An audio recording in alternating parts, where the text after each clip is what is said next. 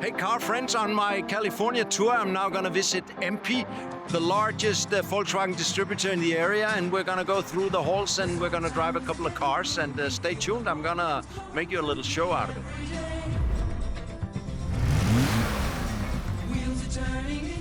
So Mats, welcome to EMPI. So happy to have you here, beautiful Anaheim, California. Yeah. Not in Denmark. We have hills. Yeah. We're not allowed to go nearly as fast as you are sometimes. But what I wanted to do was show you and your viewers, your followers, what we do here at EMPI in an average day. And we actually had it coming because we met at the Viborg Classic Race a couple of months ago. You took me for a good ride in your purple 911. Now you take me for a ride. There you go. All right. But I mean, this is a huge, enormous. Yeah, I can't even catch it here, but take me through it. The whole space is about 170,000 square feet. Yeah. But my favorite part is our machine shop, where we're actually making things like cylinder heads, like carburetors, like I love it. Electronic fuel injection. So I want to show you around. Let's go there first. All right. So with our PMO brand, this is an original Southern California brand. EMPI purchased PMO a few years back. Now we have same original source castings here in Southern California, aluminum castings, and then we load them into our CNC machines, and we machine the decks. We get the intake and the exhaust side perfect, and then we take these manifolds and then we build carburetors. I'll show you more later. Yeah. And my function here, Rob, is to ask the silly question. Is a PMO an abbreviation or a copy or an inspiration of a classic Weber? It's a very poetic way to ask. Yeah. So PMO originally stood for Porsche Mail Order. Oh. Strangely, Porsche brand didn't like their name being used in mail order. No, so didn't really rhyme. No. So a fellow had an idea that would take the original Weber carburetors that were found on the earliest flat 6 911s and 914s later, and said, there's a number of inherent design challenges that I think I can overcome. So in the spirit of Southern California wacky inventor type people, this fellow came up with a number of enhancements and improvements to that Weber carburetor, and that became the PMO carburetor. And we salute it. We wanted to see the PMO brand thrive, so when we heard the brand was for sale and that the owner was retiring, we snapped up the brand and moved it here to Anaheim. So let me show you what we have here. This is a raw casting that started the machining process, and then here's a casting where we've already got our windows. So some people call these Webers with windows. We won't detract because why wouldn't I want to see fuel level? Why would I have to disassemble partially the carburetor to see my fuel level when I can just look in and see inside? So it's very really maritime. Yeah, it does, doesn't it? It's some very simple enhancements. So for example, on PMO, when I look at the fuel inlet, the fuel rail, you'll notice that this is cast in. That's not a rubber hose that's going to eventually perish and potentially cause fires. Right, that's the word I was looking for, yes.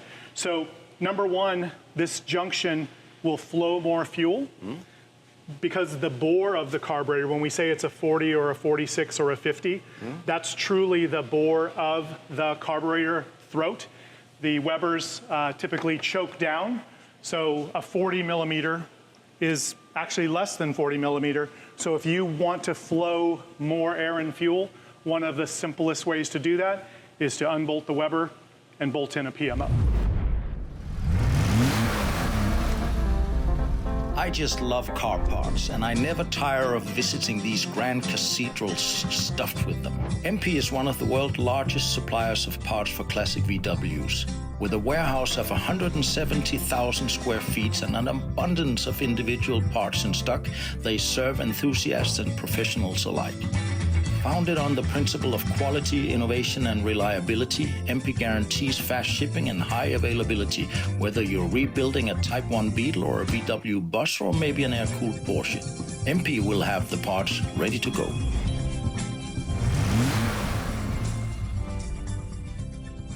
Hey car guys, I'm here with Henry, and back there is Henry's car, and we're gonna walk around and Henry's gonna explain to me not only his specific car with lots of very specific things, but also hopefully explain to me these different religions or schools or dialects or box rules within the Beetle community, because it's a very complicated community. Yes, it is. It's different. Tell me about your car, Henry. Well, the car is a 1967. It's a late model 1967, and there's certain things there that makes it a late or an early. The rear window, one of them. Well, the inside. The inside has the seat adjustment on the side of the seat. The early ones had it down below. Ah, I remember that from my grandmother's car. But I have so these are the modern seats. Right, these are the modern seats that I have put in. We also sell those with race trim seats here. And I've also put heated seats. Oh, it's like a little hidden feature. Yeah, there's heated elements here and on the bottom part. Is that a little bit of a joke in Southern California? No, No, you actually some of these use cars we can't have heating for it, so we have to kind of get creative and innovative. So we either wear a jacket All right. and gloves, or I chose to put heated seats. All right, and so you don't have the heat exchange and all that? No, I don't. That's because it's deleted for It's all performance gone. use. Yeah, to put For performance simplicity? parts, yes. Okay. For performance parts, you have to do certain things. You have to let go things to make things happen. All right, you sold that very well. I apologize for the pun with Southern California, and that makes total sense. Yes. You trade the warmth for the horsepower. You sometimes have to do that, and in Southern California, it's quite doable because the weather is so nice all year round. Yeah. So it's benefits. No, but I tell you, my friends in classic Porsche world, they put in petrol heaters. Because of gas course heaters. Yes, Yeah, gas because heaters. of course they don't want the heat exchangers to muffle up the exhaust. Exactly. All right, same set of rules. The color of the car is Porsche Olive. It's a unique color. Yeah. It's a option color, meaning the person that purchases that Porsche will look through and tell them, hey, I need this, I want this. Ooh, I like that color. Yeah. So that's why you don't see it in the dealerships. You have to order it special. Yeah, all right. And it's a unique color. It's a different baby poop, sometimes people call it. No, they don't.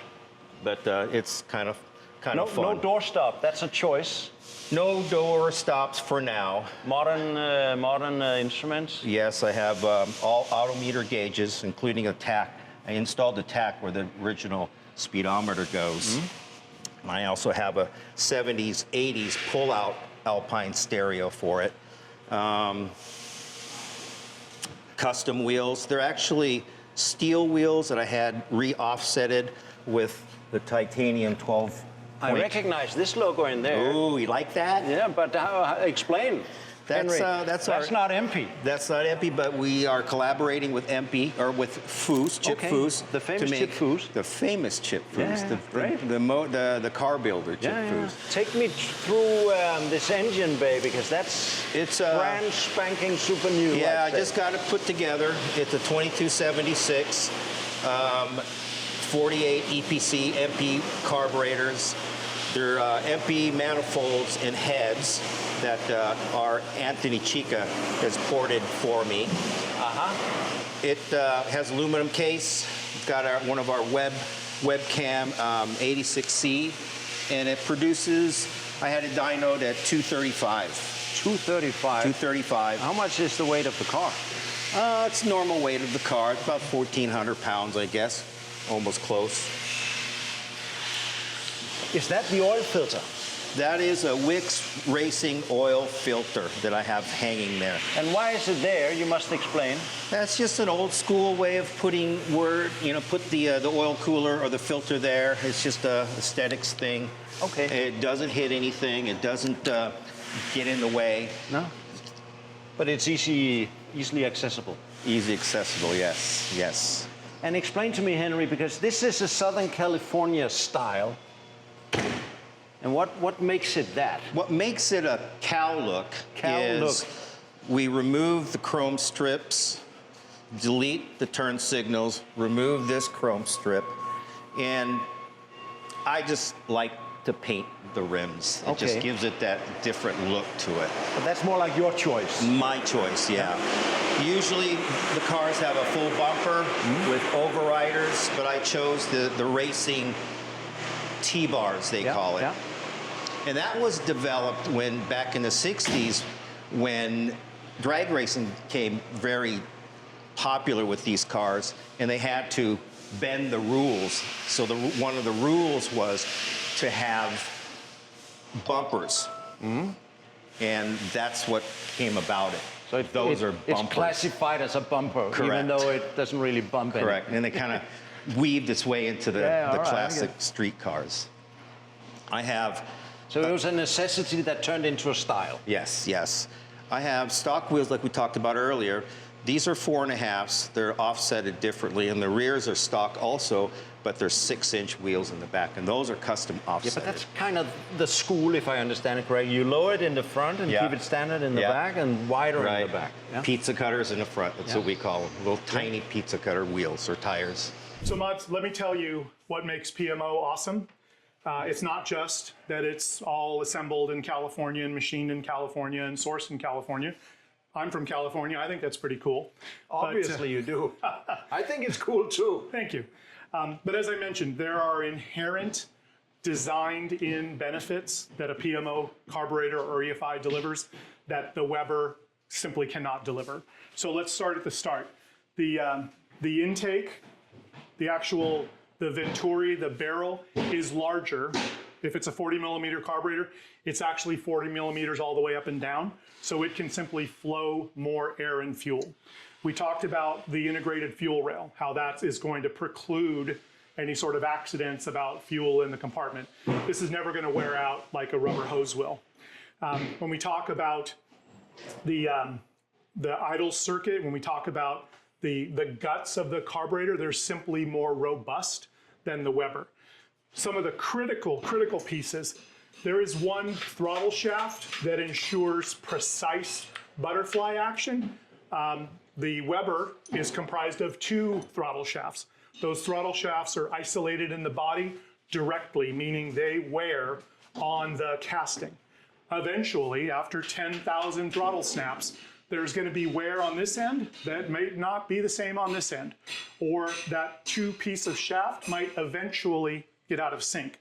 I've heard people spending thousands of dollars and months of time tracing stumbles. How can I make my car accelerate smoothly and precisely?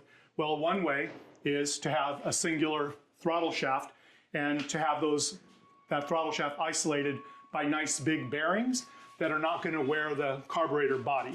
Hey friends, I'm still at EMPI, and we have another magnificent car that I'm gonna watch and look at, and this is Chuck, and Chuck, it's your car, and it's now I put on display my complete ignorance. It's a beach buggy, dune buggy. What do you call them? This is a full-length fiberglass Manx style dune buggy. Yeah. Yeah. Originally, a lot of these are shorter, but this one's full length. I have a back seat. I have twin daughters, so I wanted one with a back seat that I could take them with me. We go out with the family. We do off-roading trails around like the Big Bear area, the desert, sometimes at the beach. Some of the beaches still allow dune buggies to drive on the beach. Is really nice. And you can do that. I mean, legally, is it? Oh yeah. Yeah, great. Well, this is street legal. Yeah. Yeah, it's better than side-by-side, like the Polaris, the Razors, those are popular right now, but you can't drive them on the street. They're not street legal. So I have the best of both worlds. That makes no sense, yeah. Yes. And this specific style, I mean, to me, it's like a 70 thing, but is it? Well, the Manx started in the mid to early 60s.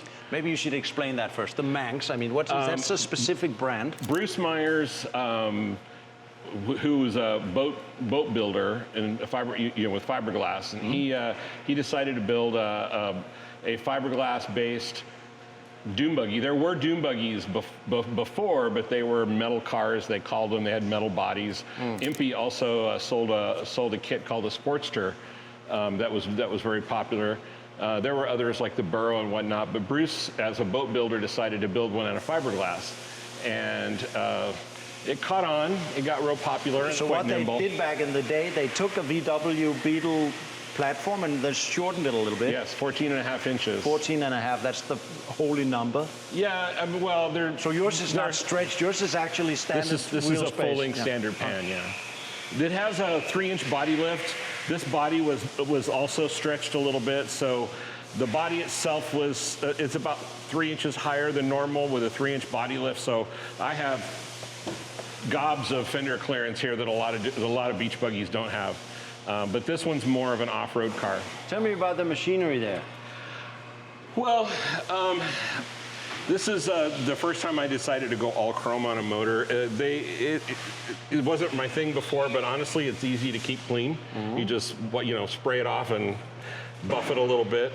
This has I test a lot of EMPI parts with this car, so this Super Shroud is a new product that EMPI will be coming out with in the next few weeks, and it's an upgraded. The fins, because the fan is offset, this side gets less air than that side, so we've internally structured it to help balance out the airflow, and it also has a velocity ring that we borrowed from an early Porsche to help pull in more air.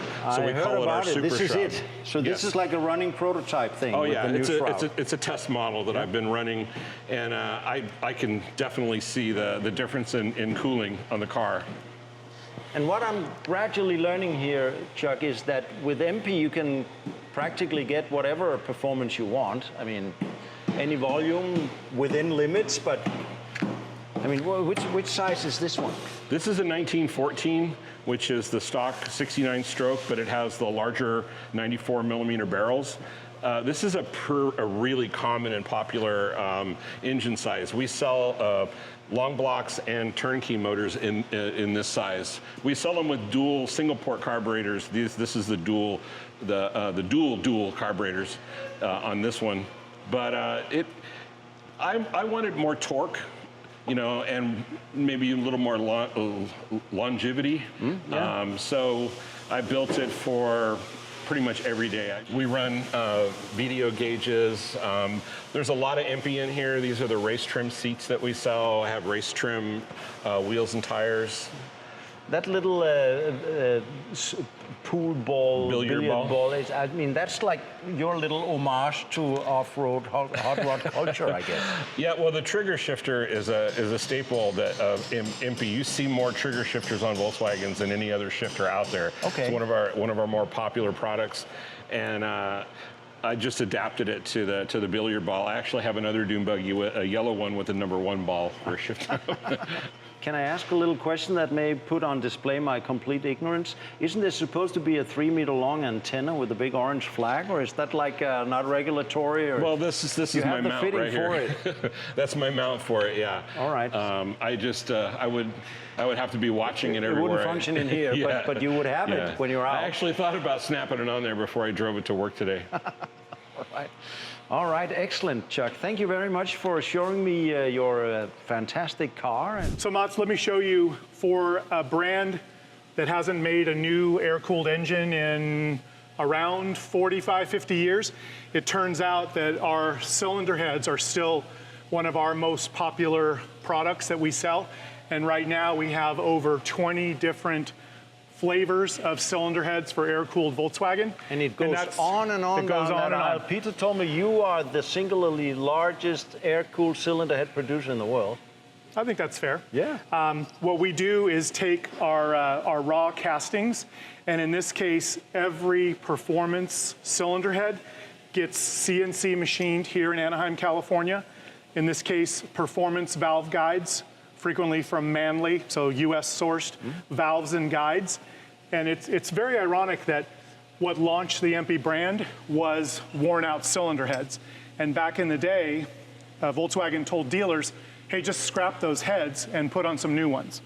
And there was a fellow named Joe Vitone who became an EMPI dealer, or he actually became an EMPI, he launched EMPI, but he became a Volkswagen dealer and said, hey, wait a minute, I think I can fix those. So he came up with a bronze manganese valve guide that solved a lot of the wear problems. So it turned out that one small part, that I think a whole set of them were maybe $3 or $4 back in the day, launched this whole thing that's going to celebrate 70 years in 2026. Would you position yourself as a Restomodder, or what do you? Oh, I love Restomod. Mats, I'm all about Restomod. Yeah. If I can have the silhouette of a 57 Bug or a 67 911S, if I can have that that silhouette, but underneath I have 20 more horsepower and I have bigger brakes and I have maybe a better shifter, I'll take that all day long. I get the place of originality. I'm probably never going to be a concours guy. That's not my thing. I enjoy drivability. I enjoy safety. I enjoy handling. And I enjoy the peace of mind, knowing when I turn the key and I drive down the road that I can stop better. It makes total sense. I don't know. So I wanted to show you our Rottler machine. This installs valve seats, exhaust seats in our cylinder heads. If you think about going to an average cylinder head shop, which there are a few of nowadays, specialized equipment like this really tells you when you're in the right place. When you see a Rottler machine, you know that whoever the builder is, they're for real. Okay. These are made in Washington, USA. This is a precision machine, and for EMPI, this is one of the most important machines in the shop. You can cut CNC heads all day long, but if your exhaust seats don't sit right, then you're gonna have a failure. And the Rottler ensures that we don't have failure with our cylinder heads. So I wanted to show you brand new Type 4 cylinder heads. The Type 4 market has been growing, particularly with buses and with Porsche 914s. A lot of people building hot 2-liter 914s, and they have been stuck using rebuilt, refurbished cylinder heads. The original cylinder heads were prone to cracking at the spark plug installation points. So what we did was we specified brand new castings. These are sourced in Spain. And then just like Type 1 cylinder heads, CNC machining, the performance valves and guides all installed here. We have them on our 914. And with some basic modifications, our 2-liter engine went from 107 horsepower to 150 horsepower. So we all love originality, like we mentioned. On the other hand, when you give me 43 more horsepower, I'm going to say yes, please. Yeah? Yes, we do. So I wanted to show you something that's been very popular here at EMPI. We launched a new product line called Beam in a Box. Beam in a box. Beam in a box. So That's very poetic. I think so. What we had mentioned earlier, where people are building, they're doing a $30,000, $40,000 restoration using old trailing arms, using old beams. We said, you know what? We can make this much simpler. We can build complete beams and send them around the world. So whether you're building a buggy like Chuck's buggy you saw, or maybe you're building a new Beetle, we can provide a completely brand new beam assembly that is bolt-on, 4 bolts to perfection, I call it. So new trailing arms, new spindles, new beam, new leaves, new adjusters were installed. All right, Henry, we're in your car. Yeah. You started it up. Yes, mess. Yeah. Mass doesn't really work. In Italy, I go by Massimo because they can't say Mass. Then they go Max, and then they think I'm German. Then we have this shit. Oh, okay. I noticed when you rolled it out, the exhaust has this shape, and it's not because you're noise conscious, so it must be aesthetics. The noise?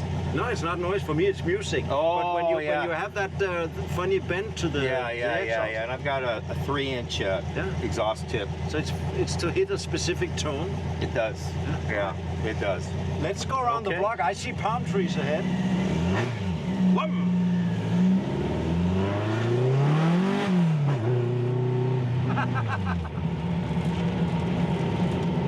Evaluating a car by its horsepower, it's like evaluating an Italian red wine by its alcohol percentage. But what kind of power do we have here? You said before 200 plus? Yeah, I had it dynoed at 235. Oh, that's a lot. It's got 11-to-1 compression. It's got tons of EMPI parts. Yeah. So for you, how much is it about performance? How much is it about handling? I mean, do you have sort of competitions within each other, or is it all about aesthetics? It's just all aesthetics, street racing, just having a great time with other people with the same type of car, and it's just being in the scene. Yeah. And how often do you go to something related? Oh, I just went Wednesday to a local Carbs and Coffee, and I go to Saturday and Sunday stuff, and Volkswagen meets also.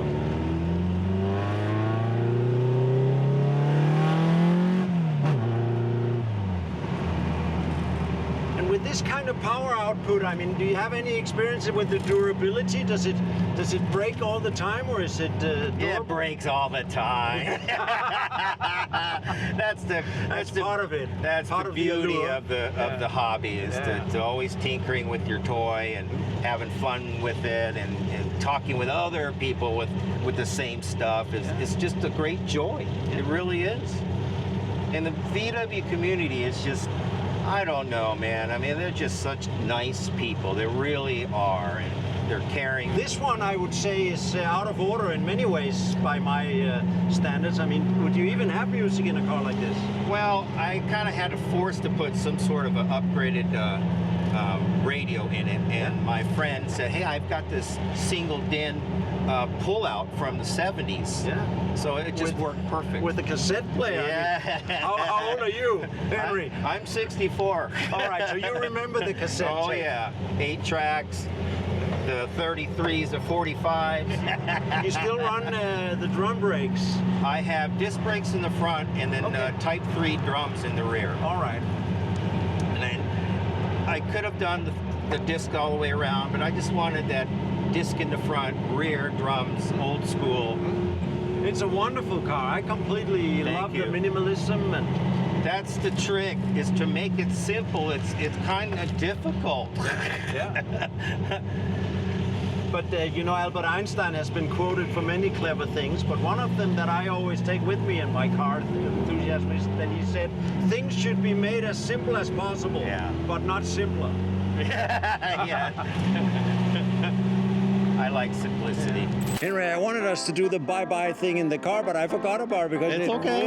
We haven't had so much fun. Thank you for taking me on a you're ride welcome. in this You're welcome. in this amazing car. And thank you for Yes. opening my eyes to all the different schools. Oh, you're welcome. California Very welcome. VW look.